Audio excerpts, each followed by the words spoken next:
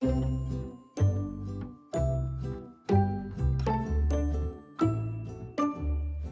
we're going to do this week is we're going to begin to get your dog ready to go to the cafe. To do this, we're going to teach him that settle means settle and stay there until you're told otherwise. To do this, what we're going to do is we're going to play a game called Pennies Rain from Heaven. All the while that your dog remains in his settle position, we're going to pay him until he earns a full salary. Now, to do this, the first thing that we're going to do is we're going to get the mat or the bed that we were using last time and ask the dog to settle. If you've been doing your homework, you should have absolutely no problem getting your dog to settle into that position. If you're still down on the ground, you can practice getting the dog into the settle from the ground, feeding him a treat and standing up. If the dog remains in the settle, we're going to feed him. Now, all the time that the dog remains in the settle, pennies are going to fall from the sky. This might happen sporadically and there might be little gaps in between these pennies.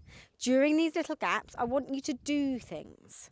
So I don't want you to try and run 100 metres away because that's going to be too difficult for the dog. But what we can try is a little dance. So first off, little dance. He stays where he is. I'm going to feed him. Now, next what I'm going to do is I'm going to do a twist. He stays where he is. I'm going to feed him. And we're going to practice these little movements. 2 steps backwards, 2 steps forwards.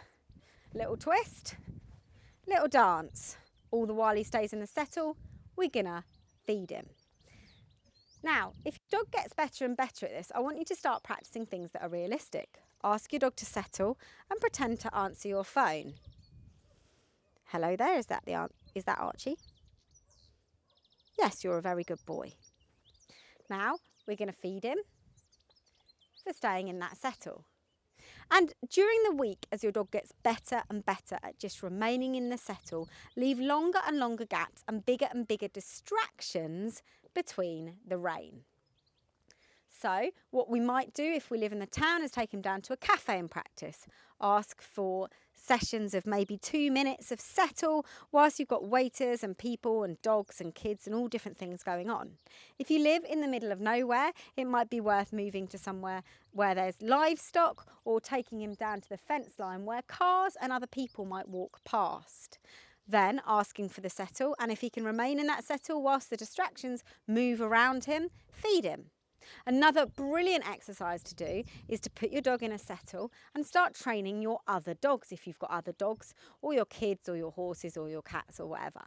Whilst you're pretending to train the other animals, feed this dog for staying in a settle. And what we'll learn by the end of this is that it pays to stay in this position.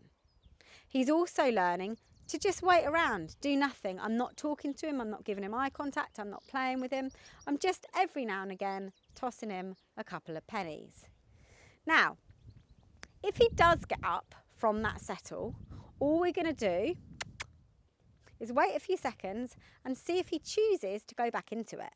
If he does, good boy. We'll tell him he's a good boy and the treats will continue to come. If he doesn't, what we're going to do is we're going to ask him, settle,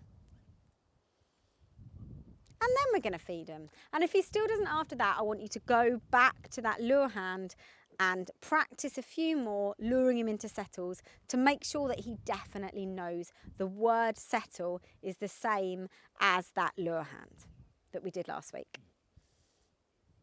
What a good boy.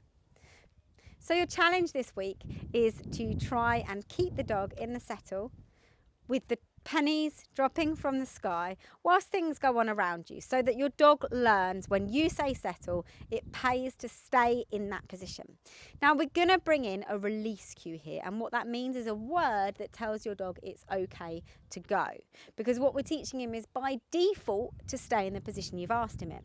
So we don't want him to have to guess when it is that you want him to move.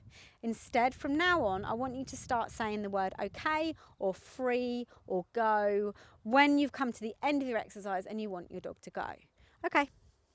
And what you're going to do, okay, is say the word and then toss a treat off the side to tell him it's finished now. You don't have to stay in that position anymore. Good luck. You're a good boy. To learn more, hit that like button, subscribe, and hit the notification bell.